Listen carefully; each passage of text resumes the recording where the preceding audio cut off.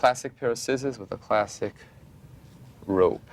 The idea is I'm going to isolate the center that's in the middle, right? I'm going to bring that up like this. I'm going to snip, make two pieces. Make two pieces. Okay. Now, Doug Henning used to say, it's going to look like I'm cutting it. It's even going to sound like I'm cutting it. But keep in mind, folks, it's just an illusion. Now, I kind of find that fascinating because to me, every time I cut the rope, it really does look like I'm cutting the rope. And even if you listen closely, it sounds like I'm cutting the rope.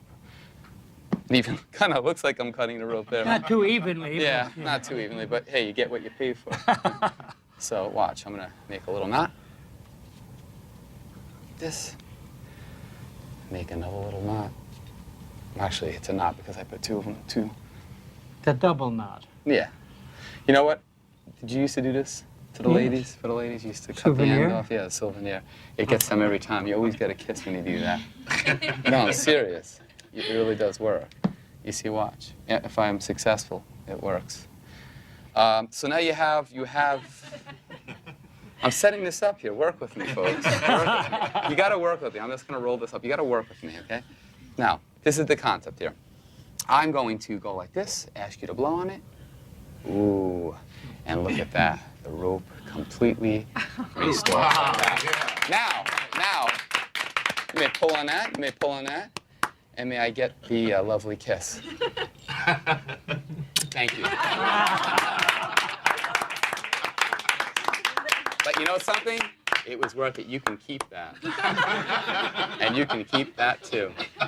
It's in my purse. There you go. Thank you very much. The ends and cut it. Excuse me. Let's do that again. Another classic in the art of magic, the cut and restored rope. That's correct. This particular trick has been in the repertoire of just about every magician in the history of magic throughout all the years. It's a great trick. You want to explain it and I'll illustrate it? Exactly. To begin with, after the rope has been examined and pulled upon to prove that it's real, you place it first, one end in the crotch of your thumb, the other end goes between the first and second fingers. Now you're going to demonstrate that you're going to cut the center of the rope. Right there, so you grab that, pull it up between the other ends, and say you're going to actually cut this piece. Now you let it fall once again. Now this is where the magic happens. It looks like you're doing the same exact thing, but you're going to switch the center for this little end of the rope. Watch Chris as he does it. Comes on up, he grabs a portion behind his hand and pulls it up.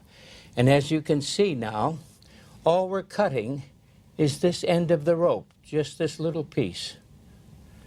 The center is actually hidden over here. Let me show it to them again. Okay. All right, so watch me so come as up. he takes this, now he's going to switch it for the end of the rope. So as you can see, we're only cutting the end of the rope. We're not cutting the center at all. Let me see that. Okay.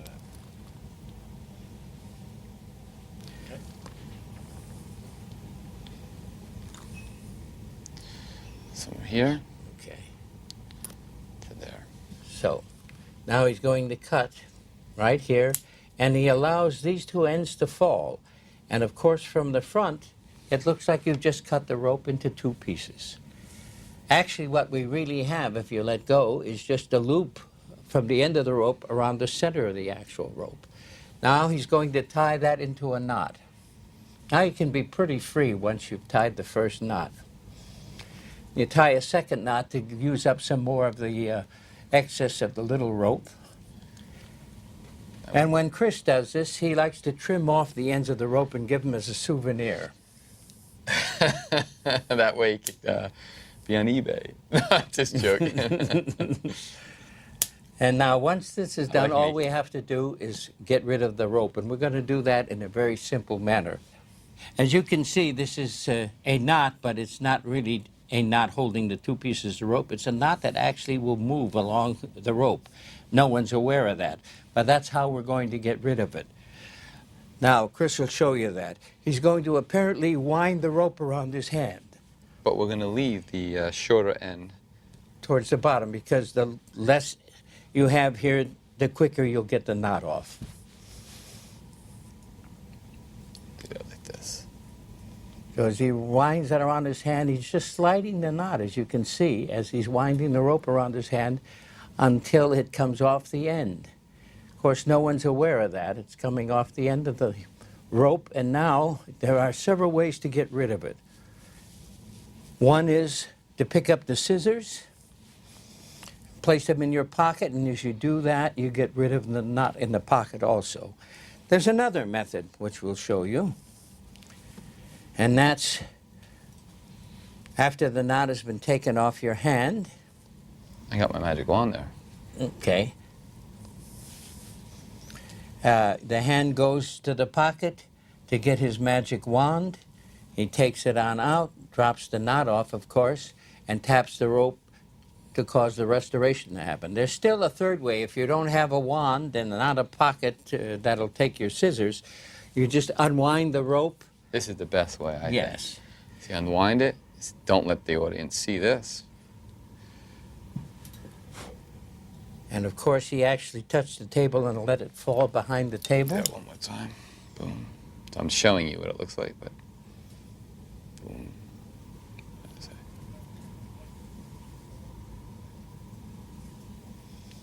As he touches the table, he allows the knot to fall behind it onto the floor. While I'm looking at the hand. Yes. I don't look down when I do that. And then it restores. A miracle. The cut and restored rope trick. So, Johnny, it's really important